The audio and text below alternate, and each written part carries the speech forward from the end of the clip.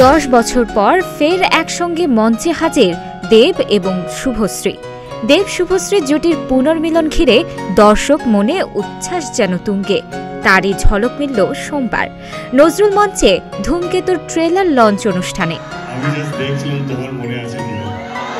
তাদের হাসি ঠাট্টা, খুনসুটি, আড্ডায় জমজমাট হয়ে ওঠে পুরো আয়োজন।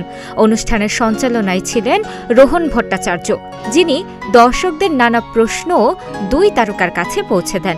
এ সময় দেব জানান, আজ আমরা এক ঐতিহাসিক মুহূর্তের সাক্ষী। 10 বছর আগে তৈরি হওয়া ধূমকেতু আমরা প্রায় ভুলেই গিয়েছিলাম, অথচ আপনারা আগলে রেখেছেন। এতদিন পরও যে উত্তেজনা রয়ে গেছে, সেটিকে সম্মান জানাতেই আজকের এই আয়োজন। তিনি আরও বলেন, আমাদের জীবনে অনেক কিছু বদলেছে। ঝগড়া, অশান্তি, দূরত্ব সবকিছু পেরিয়ে ধূমকেতু আমাদের কাছে এক আবেগের নাম। যদি পারতাম বুক চিরে দেখাতাম এই ছবিকে কতটা ভালোবাসি।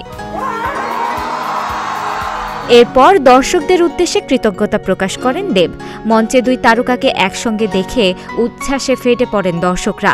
সঞ্চালক রোহন শুভশ্রীকে জিজ্ঞেস করেন দেবকে কিছু বলতে চান কিনা। জবাবে শুভশ্রী মজা করে বলেন, আমার সঙ্গে বন্ধুত্ব করবে, যা মনে করিয়ে দেয় তাদের বিখ্যাত চ্যালেঞ্জ ছবির সংলাপ।